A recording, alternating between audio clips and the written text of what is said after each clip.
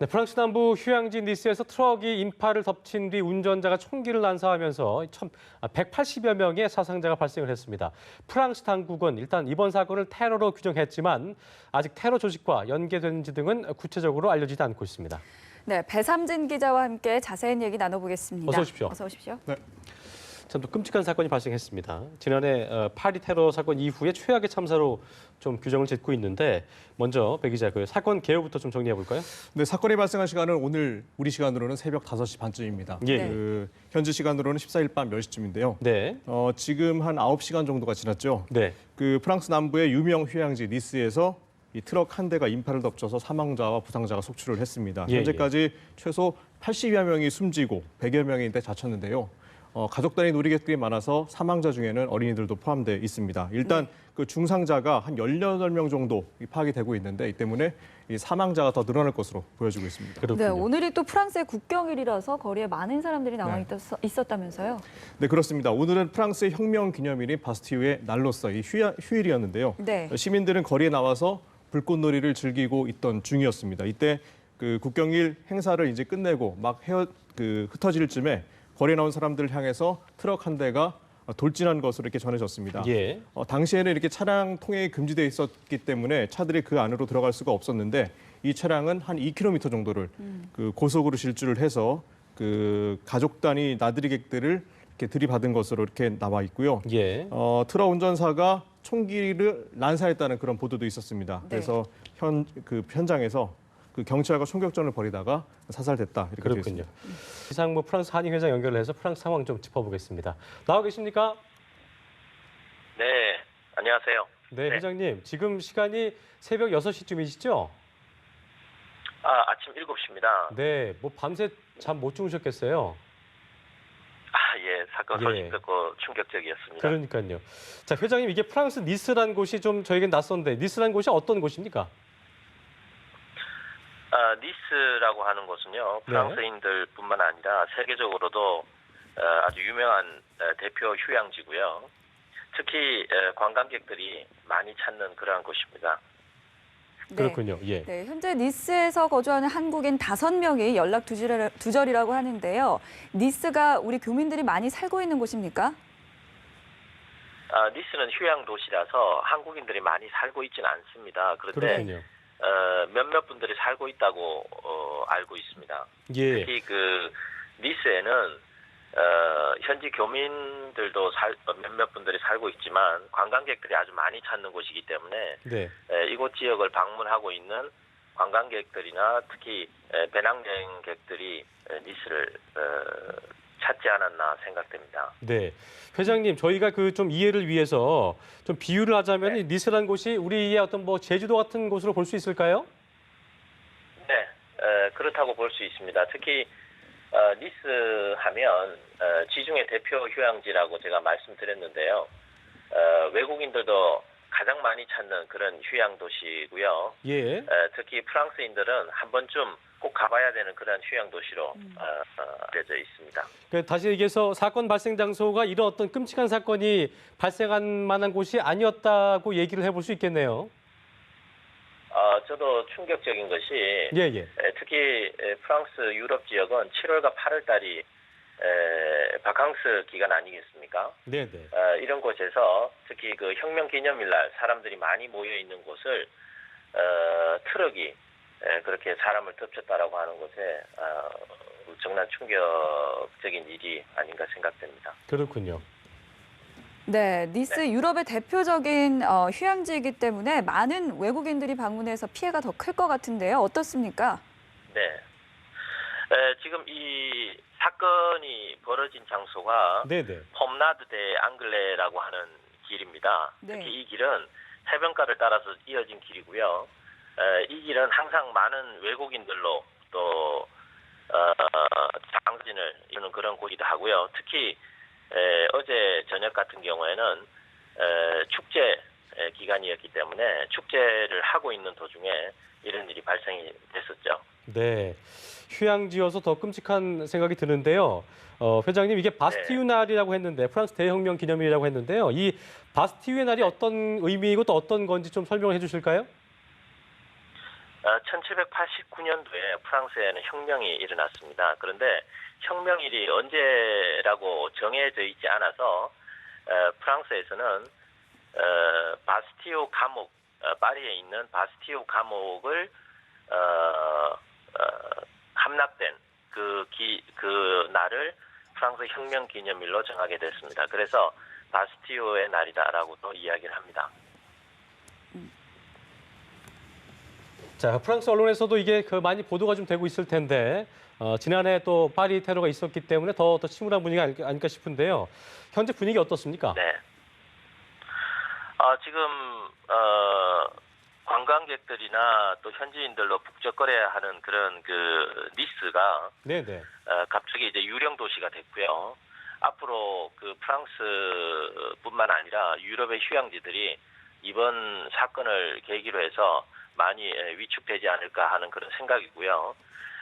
사실은 유로 2016이라고 하는 유럽 축구 대회가 끝나자마자 또 이런 일이 생겨서 더 충격을 받고 있습니다.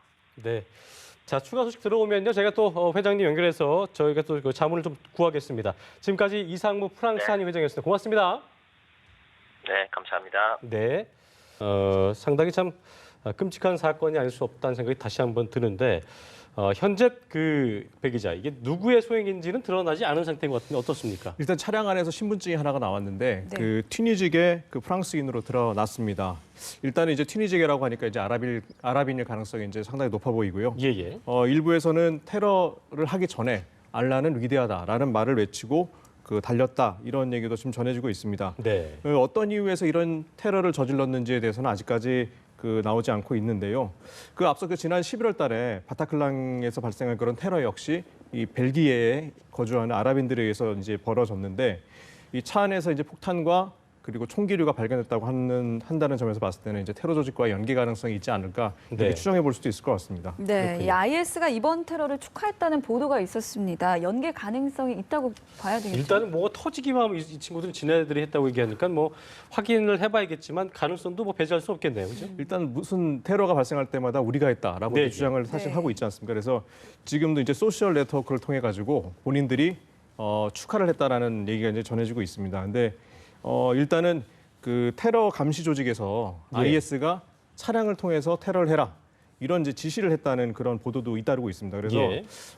추종 세력들이 이런 IS가 이렇게 지령을 내린 거를 자기들이 이제 인지를 하고 이렇게 자생적으로 테러를 했을 가능성도 좀 배제할 수 없지 않을까 이렇게 들고 있고요. 네네. 그다음에 이탈리아 정보 당국에서는 지난 4월에 이런 테러가 이탈리아나 스페인이나 아니면 프랑스 남부 지역 휴양지에서 이제 벌어질 수 있다. 그래서 대비를 해야 된다. 이런 보도를 했다라는 것도 지금 전해지고 있습니다.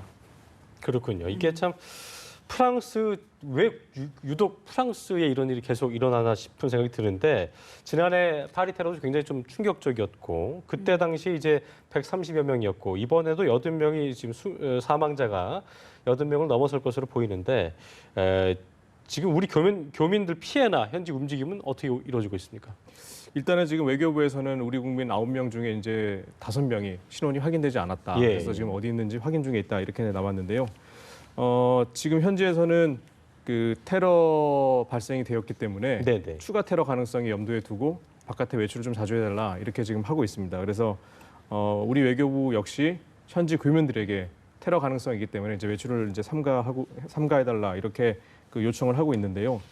일단은 이제 테러 조직 자체가 아랍계에 의해서 발생할 가능성이 있기 때문에 그리고 트럭 안에 굉장히 무기가 많았었기 때문에 또 네. 그런 부분도 좀 주목을 해야 될 부분인 것 같습니다. 일단 지난 11월 달에 있었던 테러 역시 이제 예. 무기라든지 또는 폭탄을 가지고 이제 테러를 했지 않습니까? 그렇습니다. 그렇기 때문에 일단 IS와 연계 가능성 또는 자생적으로 있는 그런 아랍인들의 그런 테러 가능성 또는 프랑스 내부에는 아랍인들이 엄청 많은데 이 아랍인들이 사회에 적응하지 못해서 했을 가능성이 있지 않나 예. 이런 걸 좀 추정해 볼 수 있을 것 같습니다. 네. 네, 이슬람 국가 IS의 소행 가능성도 있지 않을까요?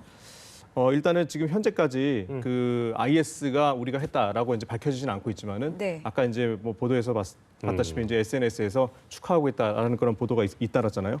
근데 이제 일단은 IS가 지금 어느 만큼의 그런 테러를 했는지를 좀 알아볼 필요가 있을 것 같습니다. 좀 과거사를 좀 짚어볼까요? 예. 지난 2014년 9월부터 지금까지 한 90여 건을 IS가 이제 테러를 했다고 이렇게 전해지고 있는데요. 이로 인해서 1,200여 명이 목숨을 잃었습니다. 테러 발생 지역은 주로 이제 중동하고 아프리카에서 많고 그 다음에 유럽이 한 20건 그리고 아시아와 호주에서도 10건 정도가 있었습니다. 가장 많은 희생자를 낸 테러는 그러니까 지난해 10월 30일 날 발생한 아시아 민항기 여객기 추락 사건입니다. 이것도 IS에서 우리들이 자행했다 이렇게 주장을 했는데요. 탑승객 224명이 목숨을 잃었습니다.